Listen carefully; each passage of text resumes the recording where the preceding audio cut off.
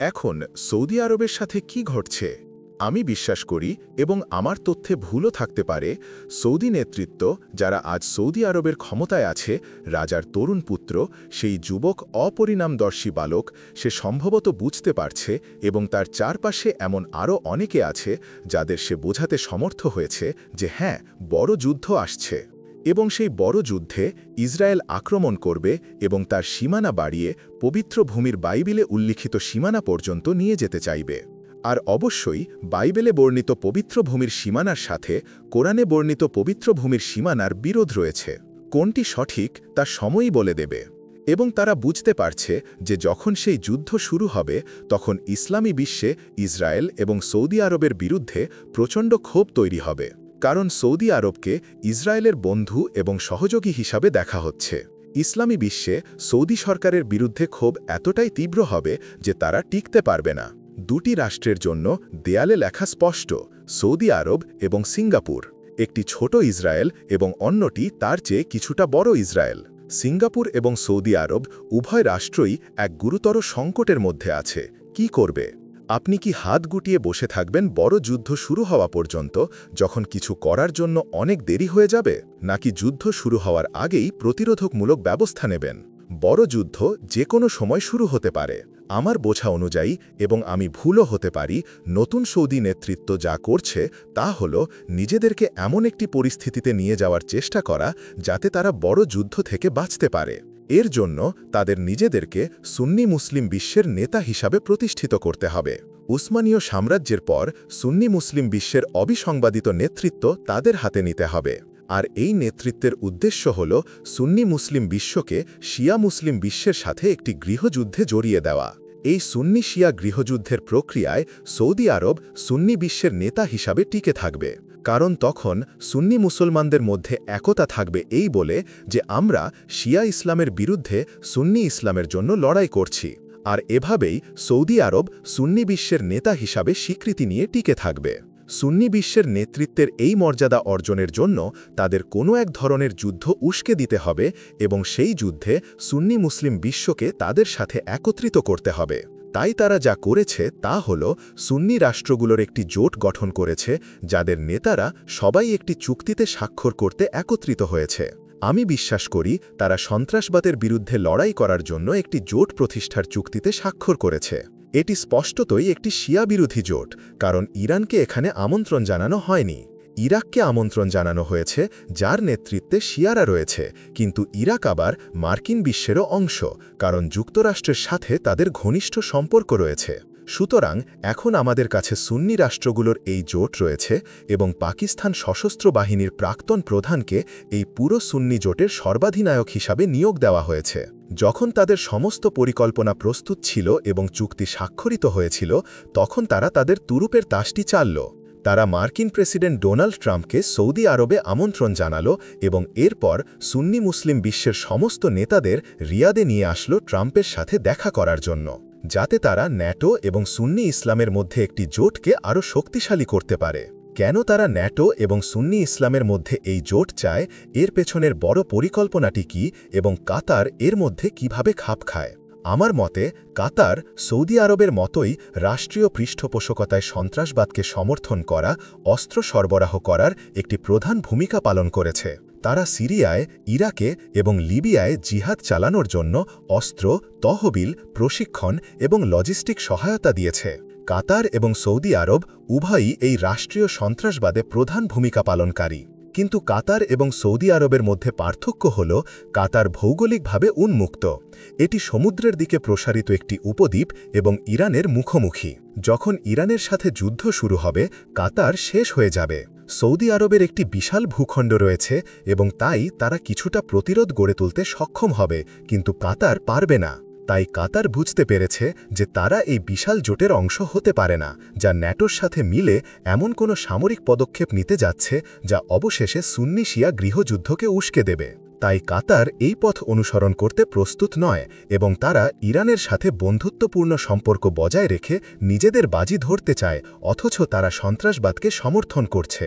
আর সৌদিরা কোনো সুন্নি রাষ্ট্রকে লাইনচ্যুত হতে দিতে প্রস্তুত নয়। কারণ যদি কেউ সাহস দেখিয়ে লাইন থেকে বেরিয়ে আসে এবং প্রতিরোধ করে তবে তা অন্যদেরও উৎসাহিত করবে যারা একইভাবে দ্বিধাগ্রস্ত তারাও কাতারের প্রতিরোধ থেকে সমর্থন পাবে এবং যোগ দিতে অনিচ্ছুক হবে সৌদিরা তা হতে দিতে পারে না তারা তাদের পেছনে একটি শক্তিশালী সুন্নি জোট চায় এবং তারপর এই শক্তিশালী সুন্নি জোটকে ন্যাটোর সাথে যুক্ত করতে চায় এর কারণেই ট্রাম্প সেখানে ছিল আর এর কারণেই এখন সৌদি আরব এবং কাতারের মধ্যে এই সংঘাত এবং সৌদি আরবের ক্লায়েন্ট রাষ্ট্রগুলো সৌদি আরবকে সমর্থন করছে তাহলে বড় পরিকল্পনাটা কি সৌদিরা কি করতে চায় এর জন্য তাদের সুন্নি বিশ্বের একাত্মতা প্রয়োজন আমি আগেই বলেছি যে মূল পরিকল্পনা হল সুন্নি শিয়া গৃহযুদ্ধ উস্কে দেওয়া এবং এটি সুন্নি বিশ্বের উপর সৌদি আরবের নেতৃত্বের অবস্থানকে শক্তিশালী করবে এবং এটি একটি বিমানীতির মতো কাজ করবে যা নিশ্চিত করবে যে সৌদিরা আসন্ন মহাযুদ্ধ থেকে বেঁচে যাবে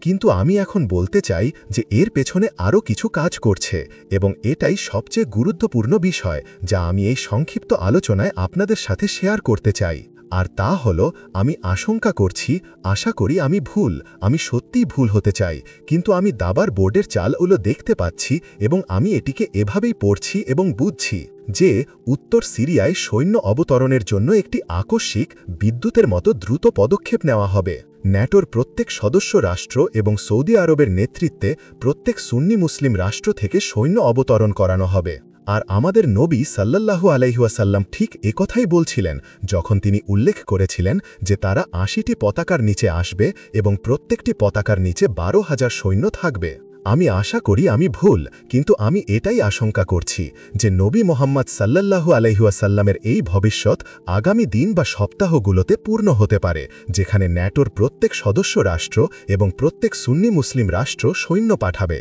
আর এর কারণেই কাতারকে লাইনে আসতে বাধ্য করা হচ্ছে আমি জানি না তারা মার্বির কারোকে আক্রমণ করবে কিনা যখন তারা তাদের সৈন্য অবতরণ করাবে তখন রাশিয়াকে একটি কঠোর বাস্তবতার মুখোমুখি করতে হবে ন্যাটো বাহিনীর এক বিশাল সমাবেশ এবং সমগ্র সুন্নি মুসলিম বিশ্বের মানবিক উপস্থিতি উত্তর সিরিয়ার সেনার মুখোমুখি হবে যাদেরকে রাশিয়া সমর্থন করছে এবং হাদিসে বর্ণিত দৃশ্যপট ঠিক এমনই যা মালাহামা বা খ্রিস্টান পরকালবিদ্যায় আর্মাগেডন নামে পরিচিত যুদ্ধের দিকে নিয়ে যায় আমি অবাক হচ্ছি যে এই মহাযুদ্ধ এখনও শুরু হয়নি আমি বেশ কয়েকটি স্বপ্ন দেখেছি যা আমাকে ইঙ্গিত দিয়েছে যে পারমাণবিক যুদ্ধ আসছে ডোনাল্ড ট্রাম্প যখন নির্বাচনে জিতেছিলেন তখন আমি অনুভব করেছিলাম যে এটি আমাদের জন্য একটি আশার আলো যে মহাযুদ্ধ হয়তো কয়েক মাসের জন্য স্থগিত হয়েছে গত নভেম্বরের নির্বাচনের পর ৬ মাসেরও বেশি সময় হয়ে গেছে এবং আমি বিশ্বাস করি না যে মহাযুদ্ধ এখনও শুরু হয়েছে যদিও আমার কিছু সমালোচক আমার সাথে দ্বিমত পোষণ করতে পারেন হ্যাঁ আমি যা কিছু বলি তারা তার সব কিছুতেই দ্বিমত পোষণ করে মহাযুদ্ধ এখনও শুরু হয়নি এবং এর জন্য আমাদের আল্লাহকে ধন্যবাদ জানাতে হবে আশার আলো বলতে আমি বুঝিয়েছি মহাযুদ্ধের একটি স্থগিতাদেশ মহাযুদ্ধ কিছু সময়ের জন্য স্থগিত হয়েছে আর কতদিন স্থগিত থাকবে আমি জানি না তবে আমি যা নিশ্চিতভাবে জানি তা হল এটি আসছে এটা শুধু সময়ের ব্যাপার এবং আমি একমাত্র বিশ্লেষক নই যে এই সিদ্ধান্তে পৌঁছেছি আরও অনেকেই একই সিদ্ধান্তে পৌঁছেছেন এবং আমি মনে করি রাশিয়ার নেতৃত্ব নিজেরাই এই সিদ্ধান্তে পৌঁছেছেন যে পারমাণবিক যুদ্ধ অনিবার্য এটা শুধু সময়ের ব্যাপার যদি আমার বিশ্লেষণ সঠিক হয় যে সৌদি আরব সুন্নি মুসলিম বিশ্বকে ন্যাটোর সাথে একটি জোটে নেতৃত্ব দিতে যাচ্ছে এবং এর ফলে প্রতিটি সুন্নি মুসলিম দেশ এবং প্রতিটি ন্যাটো দেশ সৈন্য পাঠাবে এবং এই সমস্ত সৈন্য উত্তর সিরিয়ায় ৮০টি পতাকার নিচে বিশাল এক বিন্যাসে অবতরণ করবে যদি আমার এই বিশ্লেষণ সঠিক হয় তাহলে আমরা কিভাবে প্রতিক্রিয়া জানাব আমার উত্তর হল কিছু হাদিসে বানোয়াট তথ্য থাকার সম্ভাবনা প্রায় নিশ্চিত তাই আমাদের হাদিস অধ্যয়ন করার সময় খুব সতর্ক থাকতে হবে মালাহামা সম্পর্কিত হাদিস অধ্যয়নের সঠিক পদ্ধতি হল আপনাকে প্রথমে কোরআনের কাছে যেতে হবে এবং কোরআন থেকে বিষয়টি অধ্যয়ন করতে হবে তারপর কোরআন থেকে বিষয় সম্পর্কিত সমস্ত আয়াতকে একটি সামঞ্জস্যপূর্ণ কাঠামোতে এনে বিষয়টির অর্থ ব্যবস্থা চিহ্নিত করতে হবে শুধুমাত্র তখনই আপনি হাদিসের দিকে ফিরবেন যখন আপনি দেখবেন একটি হাদিস কোরআনের সাথে সামঞ্জস্যপূর্ণ তখন আপনি তা গ্রহণ করবেন আর যদি দেখেন কোনো হাদিস কোরআনের সাথে সাংঘর্ষিক তবে তা থেকে মুখ ফিরিয়ে নেবেন এর পাশাপাশি আমি আপনাদের বলতে চাই যে আপনি এমন হাদিসও পাবেন যার একাংশ কোরআনের সাথে সামঞ্জস্যপূর্ণ এবং অন্য অংশ সাংঘর্ষিক। তাই একজন গবেষক, একজন ছাত্র, একজন পণ্ডিত হিসাবে আপনাকে অত্যন্ত সতর্ক থাকতে হবে, যাতে আপনি চিহ্নিত করতে পারেন কখন এবং কোথায় একটি হাদিস বা হাদিসের অংশ কোরআনের সাথে সাংঘর্ষিক, যাতে আপনি তা একপাশে রাখতে পারেন এবং তা আপনার বিষয় সম্পর্কিত বোঝাপড়াকে দূষিত করতে না পারে। এই কথা বলার পর আমরা এখন রোমের সাথে জোট সম্পর্কিত হাদিসের দিকে আসি। কারণ হাদিসে বলা হয়েছে যে রোম উত্তর সিরিয়ায় অবতরণ করবে ৮০টি পতাকার নিচে। কোরআন নাজিলের সময় রোম ছিল একটি খ্রিস্টান বিশ্ব এবং সেই খ্রিস্টান বিশ্বের সদর দপ্তর ছিল কনস্টান্টিনোপলে। সেই খ্রিস্টান বিশ্ব বাইজেন্টাইন সাম্রাজ্য নামে পরিচিত ছিল। কিন্তু কোরআন নাজিলের পর সেই খ্রিস্টান বিশ্ব দুটি ভাগে বিভক্ত হয়ে যায়। পূর্বের রোম, যা পুরনো বাইজেন্টাইন সাম্রাজ্য, যা আজ অর্থোডক্স খ্রিস্টান ধর্ম নামে পরিচিত। আরেকটি রোম হল পশ্চিমা খ্রিস্টান ধর্ম, যার নেতৃত্বে রয়েছে রোমান ক্যাথলিক চার্চ এবং তারা রোমে অবস্থিত। এই পশ্চিমা খ্রিস্টান ধর্ম, যাকে আমি পশ্চিমের রোম বলি, তারা গ্রেগরিয়ান ক্যালেন্ডার অনুযায়ী ক্রিসমাস উদযাপন করে। তারা পুরাতন জুলিয়ান ক্যালেন্ডার থেকে সরে আসে, যা এখনও অর্থোডক্স খ্রিস্টান বিশ্বে ব্যবহৃত হয়। সেই অর্থোডক্স খ্রিস্টান বিশ্বে তারা জানুয়ারিতে তাদের ক্রিসমাস উদযাপন করে, যেখানে এরা ডিসেম্বরের ২৫ তারিখে তাদের ক্রিসমাস উদযাপন করে। সেই অর্থোডক্স খ্রিস্টান বিশ্বে ক্যাথেড্রালগুলো ঠিক মসজিদের মতো, বসার জন্য কোনো চেয়ার নেই। এই খ্রিস্টান বিশ্বে অবশ্যই বেঞ্চি এবং চেয়ার রয়েছে। তাই হাদিসে যখন রুম শব্দটি ব্যবহার করা হয়, তখন আপনাকে সতর্ক থাকতে হবে। যখন আপনি কোরআনের দিকে যান, তখন কোরআন রুম সম্পর্কে খুব ইতিবাচকভাবে কথা বলে। কোরআনের একটি পুরো সূরা রয়েছে যার নাম সূরা আর রুম। সুতরাং যখন কোরআন রুম সম্পর্কে ইতিবাচকভাবে কথা বলে এবং বলে যে রুম পরাজিত হয়েছে, কিন্তু কয়েক বছরের মধ্যেই রুম সফল হবে এবং সেই দিন যখন রুম সফল হবে তোমরা মুসলমানরা উদযাপন করবে। সুতরাং তোমাদের এবং রুমের মধ্যে একটি স্বাভাবিক ঘনিষ্ঠতা, একটি স্বাভাবিক বন্ধুত্ব রয়েছে, কারণ তোমরা তাদের বিজয় উদযাপন করবে। আমি জানি কিছু লোক কোরআন পছন্দ করে না। তারা চান যেন এই আয়াতটি কোরআনে না থাকত। তারা তাদের পথে যেতে দিন এবং আমাদের কোরআনের প্রতি বিশ্বাস্ত থাকতে দিন। কোরআন অনুযায়ী মুসলমানদের এবং রুমের মধ্যে একটি স্বাভাবিক ঘনিষ্ঠতা রয়েছে, কারণ আল্লাহ বলেন যেদিন রুম বিজয়ী হবে সেদিন তোমরা মুসলমানরা উদযাপন করবে। কোরআন বলে যে সেই সময়ে বিজয় হয়েছে এবং ভবিষ্যতেও বিজয় আসবে। সুতরাং রুমের আরও একটি বিজয় হবে এবং সেই পরবর্তী বিজয়ে তোমরা আবার উদযাপন করবে। এটি কোন বিজয় এবং আল্লাহ কোন রুমের কথা বলছেন? রুম হল খ্রিস্টান। তাহলে আল্লাহ কোন খ্রিস্টান লোকদের কথা বলছেন? কোরআন মাজিদে আল্লাহ বলেন ভবিষ্যতে এমন এক খ্রিস্টান সম্প্রদায় আসবে যারা তোমাদের অর্থাৎ মুসলমানদের প্রতি ভালোবাসা ও মমতায় সবচেয়ে নিকটবর্তী হবে। তোমরা কি শুনছ? কোরআন নাজিলের সময় এবং ভবিষ্যতেও এমন ঘটবে। আবিসিনিয়ায় খ্রিস্টান বিশ্ব আমাদের গ্রহণ করেছিল, রক্ষা করেছিল এবং বন্ধুত্ব দেখিয়েছিল। আর ভবিষ্যতেও খ্রিস্টান বিশ্ব সেরকমই হবে, তোমাদের মুসলমানদের প্রতি ভালোবাসা ও মমতায় সবচেয়ে নিকটবর্তী। এমন কিছু মুসলমান আছে যাদের মগজ হলিউডে। তারা কোরআনের এই আয়াতটি পছন্দ করে না, তারা এটা মেনে নিতে পারে না, কিন্তু তারা তাদের পথে যেতে দিন এবং আমাদের একা থাকতে দিন। তারা ভবিষ্যতে আমাদের মুসলমানদের জন্য সবচেয়ে বেশি ভালোবাসা এবং স্নেহ রাখবে। এই খ্রিস্টানরা কারা? এটা কি পূর্বের রোম নাকি পশ্চিমের রোম? কোরআনের সূরা আনফালে জোটের বিষয়টি আলোচনা করা হয়েছে। সেই সূরাতে আল্লাহ বলেন কাফিররা একে অপরের বন্ধু ও মিত্র, আর আমাদের নবী সাল্লাল্লাহু আলাইহি ওয়াসাল্লাম বলেছেন তারা সবাই এক সম্প্রদায়ভুক্ত। আল্লাহ বলেন তোমরাও যদি জোট গঠন করে এক না হও তাহলে পৃথিবীতে বিরাট ফাসাদ ও বিপর্যয় দেখা দেবে। সুতরাং জোট গঠন করতে হলে তবে তা কোরআনের কারণে, হাদিসের কারণে নয়। কোরআনই তোমাদের জোট গঠন করতে বলছে, আর তোমরা যদি তা না করো আল্লাহ বলেন তাহলে পৃথিবীতে বিরাট বিপর্যয় ঘটবে। তাই যদি তোমরা কোরআনের প্রতি বিশ্বাস্ত হতে চাও তাহলে তোমাদের জোট গঠন করতে হবে। কার সাথে তোমরা জোট গঠন করবে? উত্তর হল তোমরা তাদের সাথে জোট গঠন করবে যারা তোমাদের প্রতি ভালোবাসা ও মমতায় সবচেয়ে নিকটবর্তী হবে। এবং কারা তোমাদের প্রতি ভালোবাসা ও মমতায় সবচেয়ে নিকটবর্তী হবে? আল্লাহর কিতাব উত্তর দেয়। আল্লাহর কিতাব মিথ্যা বলে না। ওয়াশিংটন মিথ্যা বলে, সৌদি আরব মিথ্যা বলে, পাকিস্তানি সরকার ভয়ঙ্কর মিথ্যা বলে, কিন্তু আল্লাহর কিতাব মিথ্যা বলে না। এবং আল্লাহর কিতাব বলে যে ভবিষ্যতে তোমরা এমন এক খ্রিস্টান সম্প্রদায়কে পাবে যারা তোমাদের প্রতি ভালোবাসা ও মমতায় সবচেয়ে নিকটবর্তী হবে। তোমরা আমাকে বিশ্বাস করছো না? যাও এবং কোরআনে দেখো। যদি তোমরা কুরআন পছন্দ না করো সেটা আমার সমস্যা নয়। যদি তোমরা কুরআন গ্রহণ করতে না পারো সেটাও আমার সমস্যা নয়। আমার দায়িত্ব হলো কুরআনে যা আছে তা শেখানো, তোমরা তা পছন্দ করো বা না করো। আলহামদুলিল্লাহ, আলহামদুলিল্লাহ। আজ বিশ্বের অনেকেই আমরা যা প্রচার করি এবং যা শেখাই তা বুঝছে এবং গ্রহণ করছে। কেবল তোমরাই তা গ্রহণ করতে পারছো না কারণ তোমরা এক চোখা, তোমাদের চিন্তাভাবনা একমুখী, তোমাদের পদ্ধতি ভুল এবং তোমরা আমাদের বলা সব কিছু প্রত্যাখ্যান করো। সুতরাং তোমরা তোমাদের পথে যাও এবং আমাদের পথে যেতে দাও। আল্লাহ আমাদের মধ্যে বিচার করবেন। হ্যাঁ, তাই আমরা বলি যে আমাদের এখন দুটি রুমের মধ্যে বেছে নিতে হবে।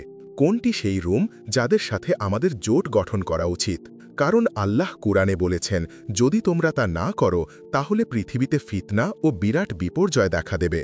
সুতরাং রুমের সাথে জোট স্থাপনের বাধ্যবাধকতা কুরআন থেকে আসে, হাদিস থেকে নয়, কুরআন থেকে। আমরা বলি এটা পশ্চিমের রোম হতে পারে না। কেন? কারণ আল্লাহ আমাদের সেই খ্রিস্টান বিশ্বের সাথে বন্ধুত্বপূর্ণ সম্পর্ক বজায় রাখা এবং জোট গঠন করা থেকে নিষেধ করেছেন, যারা নিজেরাই ইহুদি বিশ্বের সাথে বন্ধুত্ব ও জোটে আবদ্ধ। পশ্চিমের খ্রিস্টান, পশ্চিমের রোম ইহুদিদের সাথে একটি জোট প্রতিষ্ঠা করেছে। এটি একটি ইহুদি খ্রিস্টান জোট এবং এই জোটেই ইহুদিদের পবিত্র ভূমিতে ফিরিয়ে এনেছে। পশ্চিমের রোম হল আজকের বিশ্বের সবচেয়ে বড় নিপীড়ক। পশ্চিমের রোম শুধু ইসলামের বিরুদ্ধেই যুদ্ধ করছে না, বরং অর্থোডক্স খ্রিস্ট ধর্ম এবং ধর্মীয় জীবনধারার বিরুদ্ধেও যুদ্ধ করছে। পশ্চিমের রোম শুধু ইসলামের বিরুদ্ধেই নয়, অর্থোডক্স খ্রিস্ট ধর্ম এবং হিন্দু ধর্ম, বৌদ্ধ ধর্ম সহ সকল ধর্মীয় জীবনধারার বিরুদ্ধে যুদ্ধ করছে। তাহলে আমরা তাদের সাথে কিভাবে জোট করতে পারি যখন আল্লাহ তা নিষেধ করেছেন? তাহলে কোন খ্রিস্টানদের কথা আল্লাহ কুরআনে ইতিবাচকভাবে বলেছেন এবং যাদের সাথে আমাদের একটি স্বাভাবিক ঘনিষ্ঠতা রয়েছে যে যখন তারা বিজয়ী হয় আমরা উদযাপন করি? উত্তর হল, এটা অবশ্যই পূর্বের রোম হতে হবে। এটা অবশ্যই পূর্বের রোম হতে হবে। আমাদের কি তাদের আমাদের প্রতি বন্ধুত্বপূর্ণ করতে হবে? না না, এটা আমাদের আচরণের ওপর নির্ভরশীল নয়। এটা আল্লাহ যা ঘোষণা করেছেন তাই ঘটবে। তোমরা পছন্দ করো বা না করো, সেই খ্রিস্টান বিশ্ব আমাদের সাথে বন্ধুত্ব ও জোটে সবচেয়ে নিকটবর্তী হতে চলেছে। সেই খ্রিস্টান বিশ্ব আমাদের মুসলমানদের প্রতি ভালোবাসা ও মমতায় সবচেয়ে নিকটবর্তী হতে চলেছে। তোমরা পছন্দ করো বা না করো, তোমরা অনুমোদন করো বা না করো, এটা তোমাদের ওপর নির্ভরশীল নয়। এটা ইতিমধ্যেই ঘটছে। অর্থোডক্স খ্রিস্টান বিশ্ব ইতিমধ্যেই মুসলিম বিশ্বের কাছাকাছি আসছে, ৬০০ বছরের রক্তাক্ত উসমানীয় নিপীড়ন সত্ত্বেও। হাজিয়া সোফিয়া তাদের কাছ থেকে কেড়ে নেওয়া এবং পাপপূর্ণ, ভয়ঙ্কর, লজ্জাজনকভাবে মসজিদে রূপান্তরিত করা সত্ত্বেও এবং তুরস্কের মুসলমানরা তা বুঝতে পারছে না। তোমরা কবে জাগবে?